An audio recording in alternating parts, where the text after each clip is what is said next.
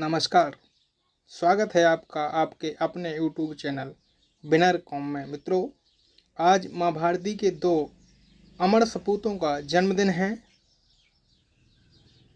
राष्ट्रपिता महात्मा गांधी एवं भारत के भूतपूर्व प्रधानमंत्री लाल बहादुर शास्त्री। तो मित्रों, इस पावन अवसर पर दोनों महान विभूतियों को शत शत नमन और आप सभी को बहुत बहुत बधाई, शुभकामनाएं। मित्रों, आज 2 अक्टूबर है और आज हम और हमारा सारा राष्ट्र महात्मा गांधी की 152वीं एवं लाल बहादुर शास्त्री की 117वीं जयंती मना रहा है। तो इसी उपलक्ष्य में आइए आज हम राष्ट्रपिता महात्मा गांधी के जीवन से जुड़े हुए कुछ महत्वपूर्ण पहलुओं पर चर्चा करते हैं। महात्मा गांधी के जीवन पर कुछ महत्वपूर्ण पहलू हैं जो हमारे एग्जाम के लिए महत्वपूर्ण होते हैं, उस पर हम चर्चा करते हैं। तो अविलंब में प्रारंभ करते हैं। मित्रों, विनर कॉम चैनल को सब्सक्राइब करना है, ऐसा हम आपसे निवेदन करते हैं और अविलंब प्रारंभ करते हैं आज का ये टॉपिक। तो पुनः राष्ट्रपिता महात्मा गांधी एवं लाल बहादुर शास्त्री जी के जन्मदिन की आप सभी को बहुत बहुत बधाई, शुभकामनाएं। आइए प्रारंभ करते हैं आज का यह टॉपिक।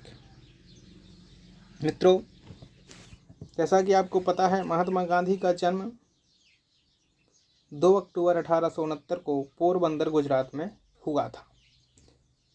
महात्मा गांधी के पिता का नाम करमचंद गांधी था। माताजी का नाम पुतलीबाई था। गांधी जी के पिताजी करमचंद गांधी थे और वह पोरबंदर रियासत के दीवान थे। बाद में राजकोट एवं बीकानेर के दीवान रहे। गांधी जी का विवाह पोरबंदर के एक प्रसिद्ध व्यापारी की पुत्री कस्तूरबाई उर्फ कस्तूरबा से 13 वर्ष की उम्र में हुआ था। दोस्तों, दोनों ने 62 वर्षों तक वैवाहिक जीवन बिताया और 1944 ईस्वी में पुणे ब्रिटिश जेल में कस्तूरबा जी का निधन हो गया था। तो मित्रों, ये चीज़ आप जानते ही हैं कि गांधी जी का जो जन्म है वो 2 अक्टूबर 1869 में पोरबंदर, गुजरात में हुआ था। माता का नाम पुतलीबाई, पिता का नाम करमचंद गांधी था और वह पोरबंदर रियासत के दीवान थे। गांधी जी की जो पत्नी थी, अर्धांगिनी थी, उनका नाम कस्तूरबा गांधी था। 13 वर्ष की उम्र जब गांधी जी की थी तब उन्होंने विवाह कर लिया था, अर्थात उनका विवाह हो गया था। मित्रों, कुछ लोग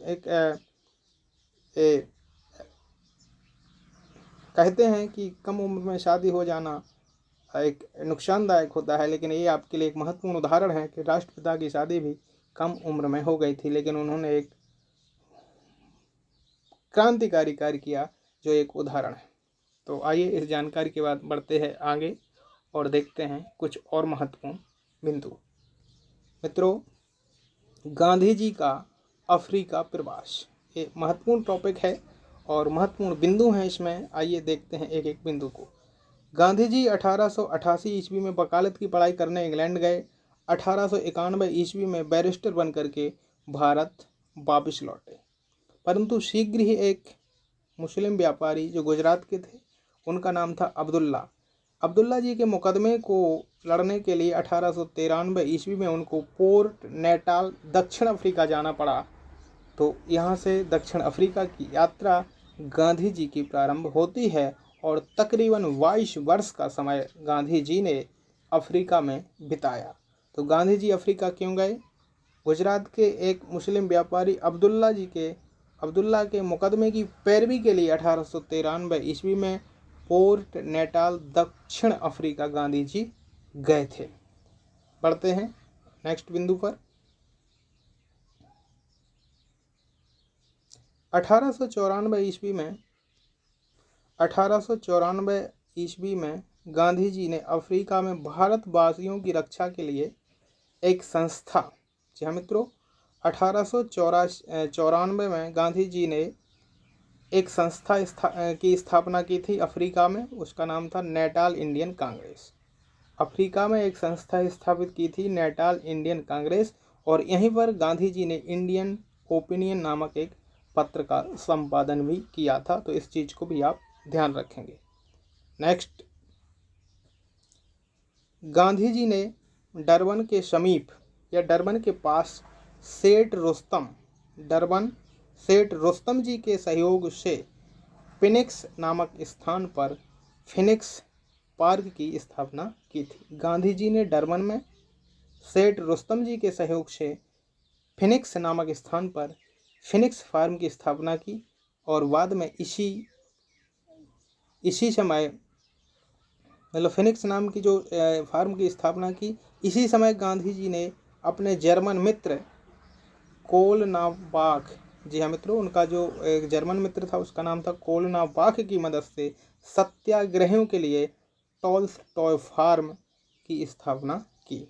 तो डरबन में एक अपने जो उनके मित्र थे, जर्मन मित्र थे, उनका नाम था कोलनाबाख, की मदद से टॉय फार्म की स्थापना की। बाद में यही टॉय फार्म गांधी आश्रम बन गया या गांधी आश्रम के नाम से जाना गया। इस चीज़ को आपको ध्यान रखना है। इसके बाद गांधी जी को जो सत्याग्रह की प्रेरणा मिली वो मिली थी हेनरी डेविड थोरो के निबंध डिसओबीडियंस से। उनका जो हेनरी डेविड थोरो नाम के व्यक्ति थे, एक राइटर थे, उनके निबंध सिविल डिसओबीडियंस नामक निबंध से गांधी जी को सत्याग्रह की प्रेरणा मिली।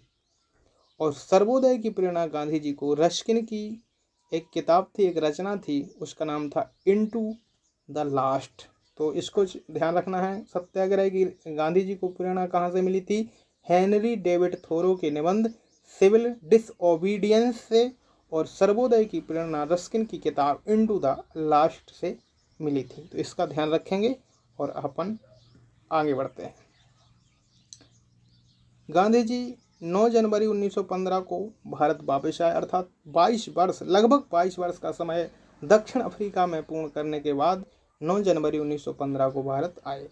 इसीलिए 9 जनवरी को प्रवासी भारतीय दिवस के रूप में मनाया जाता है। गांधी जी जब भारत आए तो उन्होंने अहमदाबाद में कोचराव स्थान पर जीवनलाल नाम के एक वकील थे, उनका कमरा किराए पर लिया और 25 मई 1915 को सत्याग्रह आश्रम की स्थापना की। तो गांधी जी भारत कब लौटे? 9 जनवरी 1915 को। अहमदाबाद में कोचराव नामक स्थान पर जीवनलाल बैरिस्टर का किराए पर मकान लिया और 25 मई 1915 को सत्याग्रह आश्रम की स्थापना की। इसको आप ध्यान रखेंगे। आगे, अहमदाबाद में जब अत्यधिक प्लेग फैला तो सत्याग्रह आश्रम को साबरमती नदी के तट पर स्थानांतरित किया गया। इसको ध्यान रखेंगे आप। सत्याग्रह आश्रम को साबरमती नदी के तट पर प्लेग के कारण स्थानांतरित किया गया और यहीं पर गांधी जी का बाद में जो साबरमती आश्रम कहलाया, यानी सत्याग्रह आश्रम को ही बाद में साबरमती आश्रम कहा जाने लगा।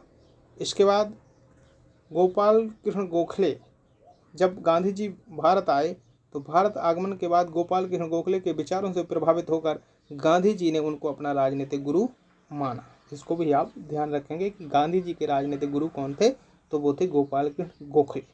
तो इसी समय प्रथम विश्व युद्ध चल रहा था, तो गांधी जी ने सरकार का सहयोग किया, इसलिए सरकार ने गांधी को केसर-ए-हिंद की उपाधि से सम्मानित किया और उन्होंने युद्ध में लोगों को प्रोत्साहित किया, यानी लोगों को प्रोत्साहन किया कि आप युद्ध में भाग लीजिए, सरकार की हेल्प कीजिए। तो इसलिए गांधी जी को भर्ती कराने वाला सर्जेंट भी कहा गया। आगे बढ़ेंगे। चंपारण सत्याग्रह, तो इस चीज़ को भी आप ध्यान रखेंगे। गांधी जी ने सत्याग्रह का भारत में पहली बार प्रयोग चंपारण में किया था।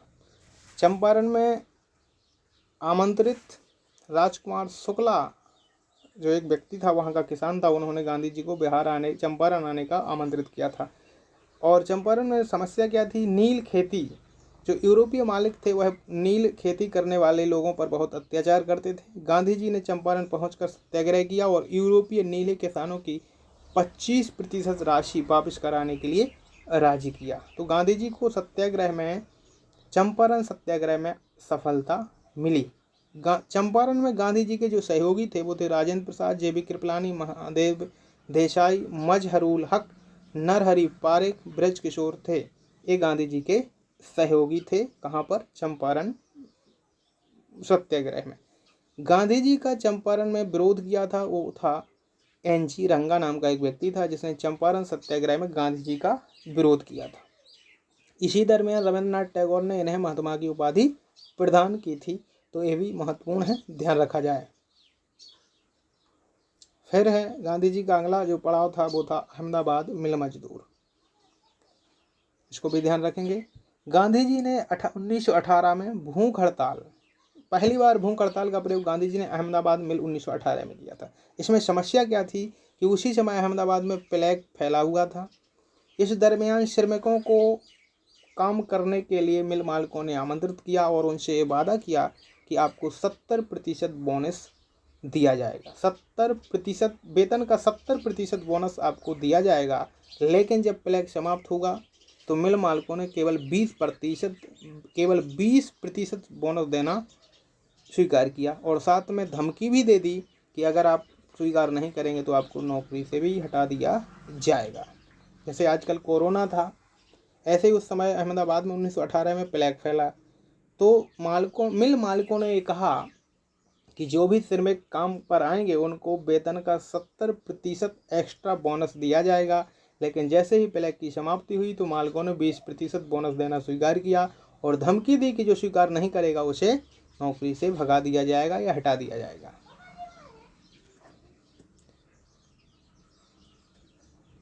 अहमदाबाद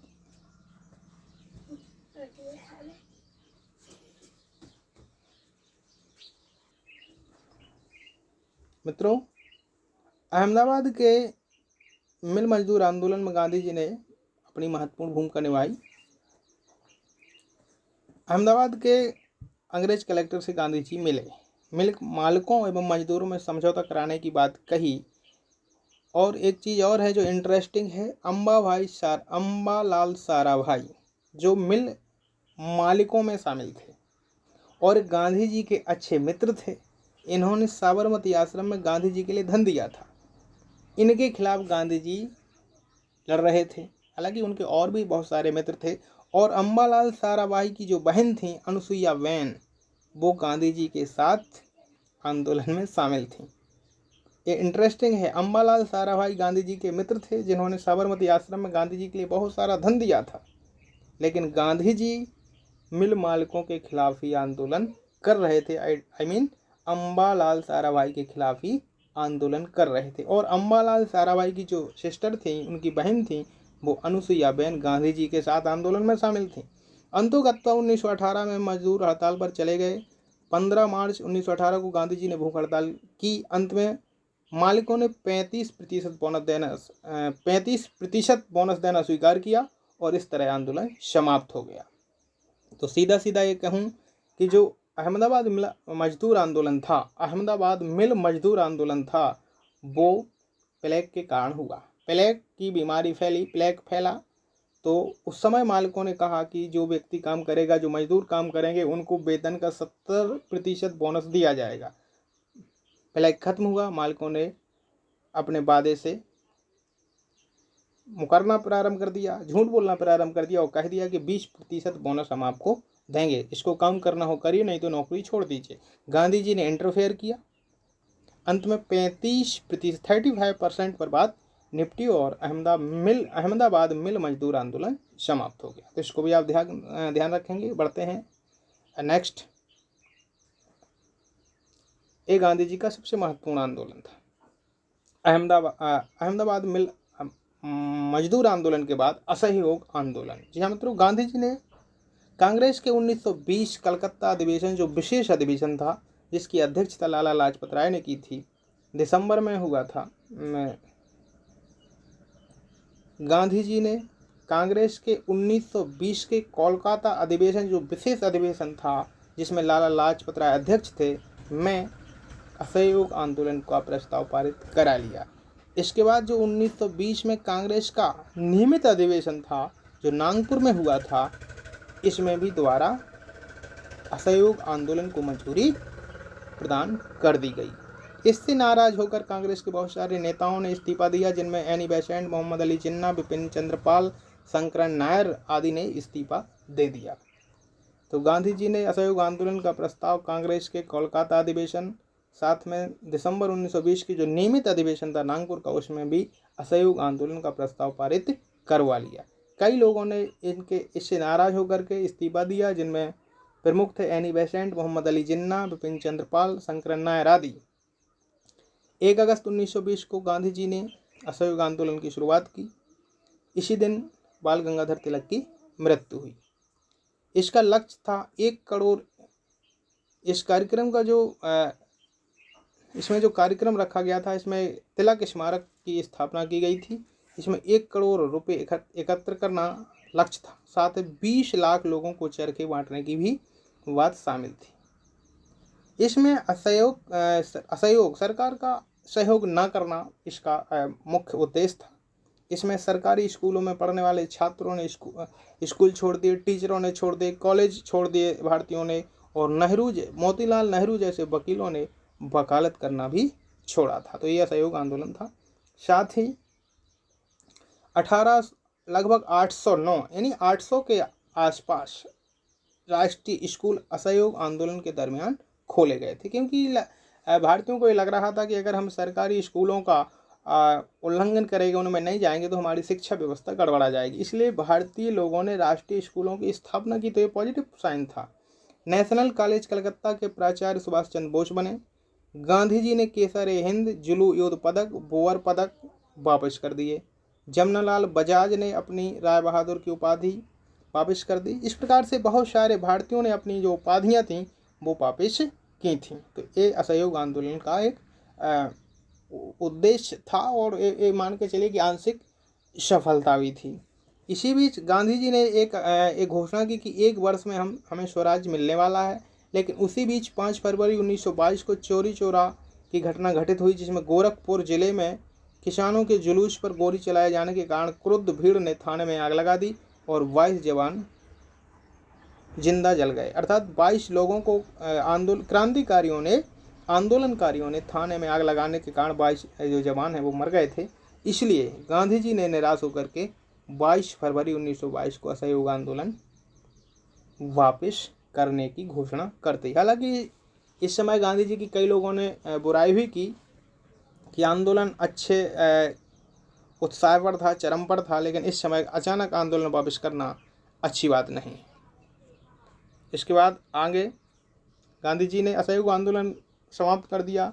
इसके बाद अगला आंदोलन जो गांधी जी ने चलाया वो था सविनय अवज्ञा आंदोलन। 1929 के लाहौर अधिवेशन में कांग्रेस कार्यकारिणी ने गांधी जी को सविनय अवज्ञा आंदोलन शुरू करने का अधिकार दिया।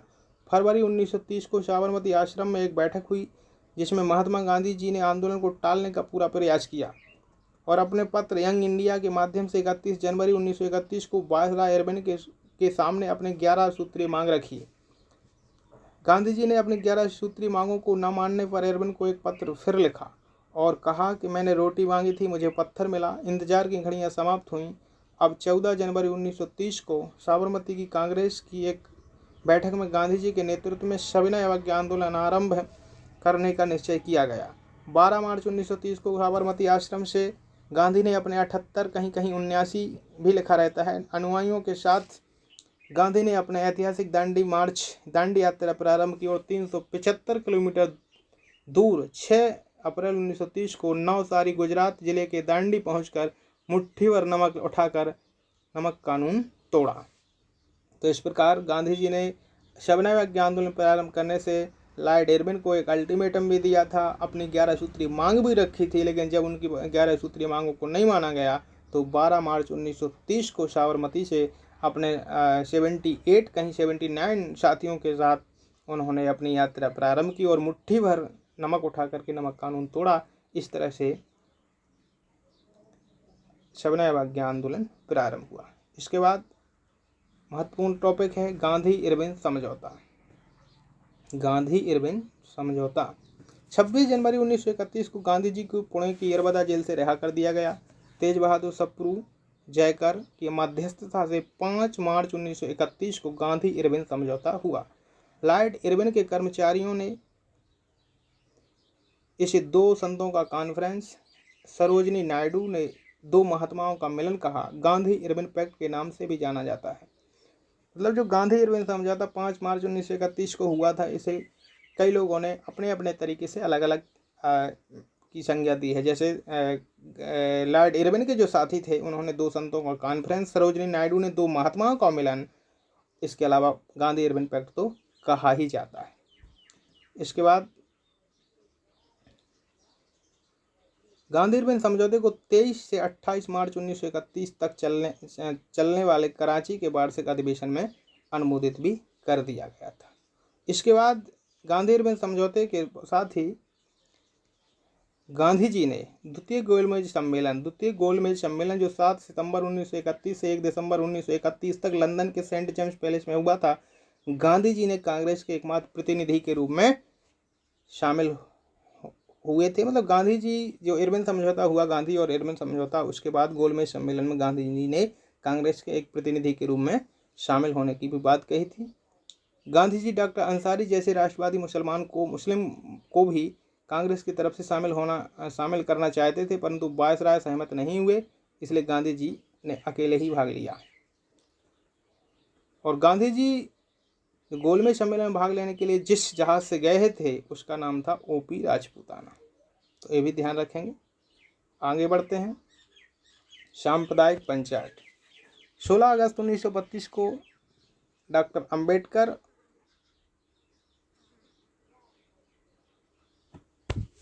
को, या ये कहें कि 16 अगस्त 1932 को सांप्रदायिक पंचायत या सांप्रदायिक अवार्ड की घोषणा कर दी।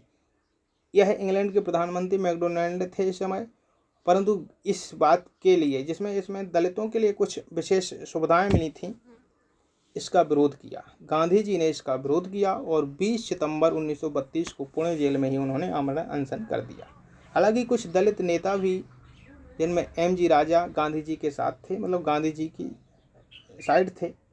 अंत में मदन मोहन मालवीय और राजगोपालाचारी के प्रयासों से 26 सितंबर 1932 को डॉक्टर अंबेडकर एवं गांधी के बीच पूना पैक्ट हुआ। मतलब एक समझौता हुआ और इसे पूना पैक्ट कहा जाता है।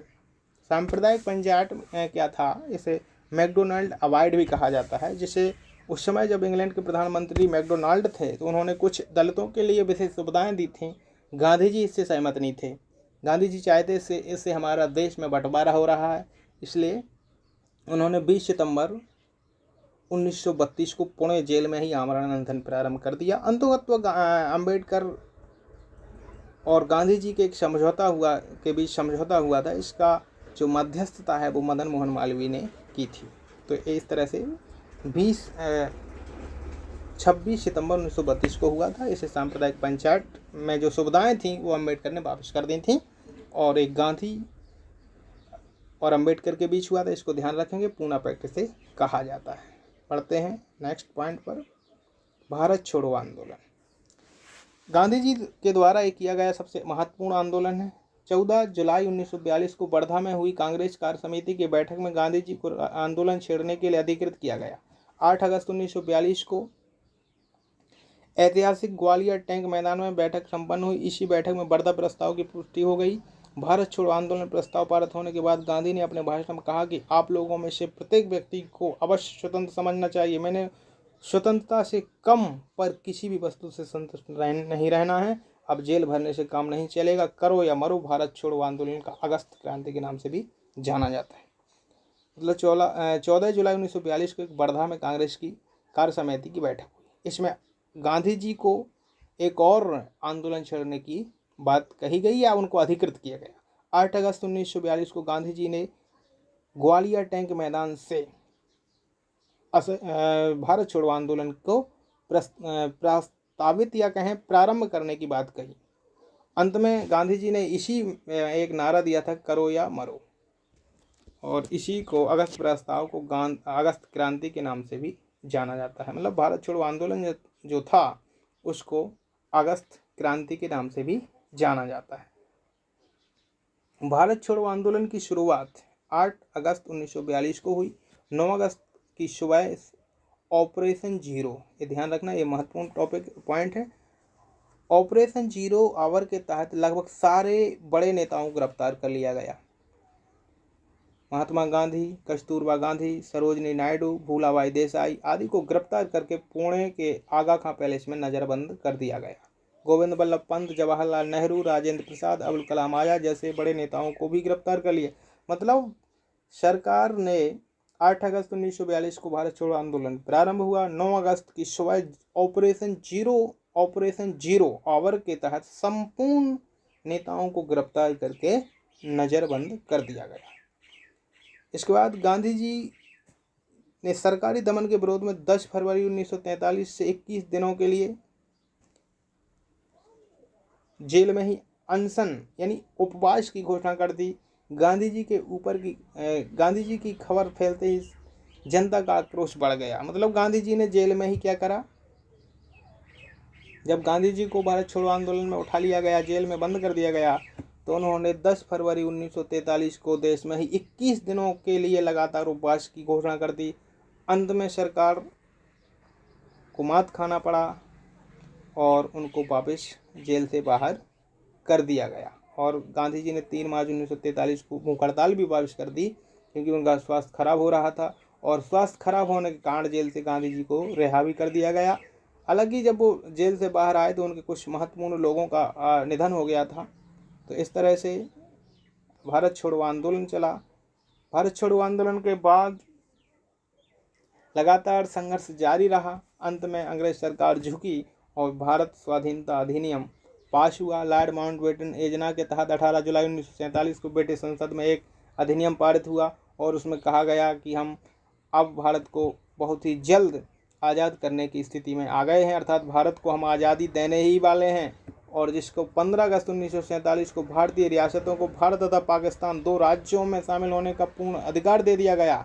इस प्रकार 15 अगस्त 1947 को भारत आज़ाद हो गया। भले ही 2 टुकड़े भारत के कर दिए गए हैं, भारत को बांट दिया गया हो, लेकिन गांधी जी की जो मेहनत है उसको हम नज़रअंदाज नहीं कर सकते।